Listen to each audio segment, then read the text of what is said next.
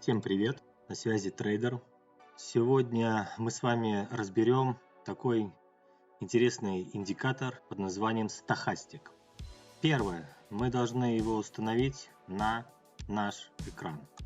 Заходим в навигатор, находим стохастик, нажимаем ОК.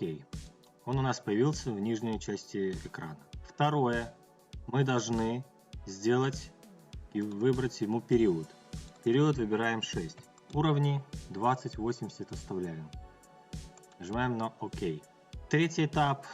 Мы должны выбрать себе таймфрейм для работы.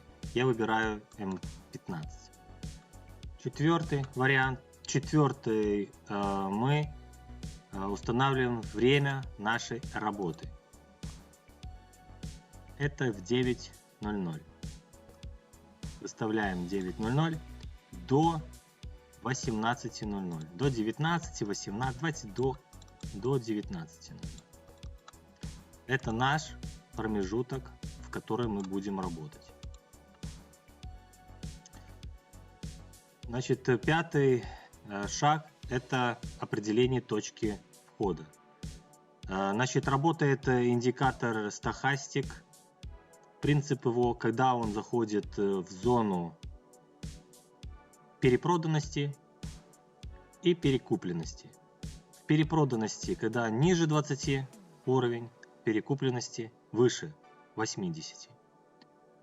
Когда цена заходит за уровень, мы можем предположить, что начнется скоро откат. И откат пошел. Уже вот здесь был бы вход, здесь был вход, здесь был вход, и вот тут был вход, большой такой громадный. Также мы могли бы расценить и на продажу. Вот здесь был бы ход на продажу, здесь бы был бы ход на продажу, здесь бы.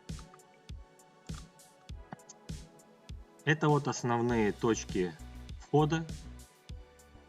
Более доскональные, более эффективные точки входа, которые я применяю, будем рассматривать в дальнейшем, в следующих видео. На сегодня все. Спасибо. Если какие-то вопросы, пишите в комментариях. Будем отвечать. И отвечать видео или как-то видео записывать.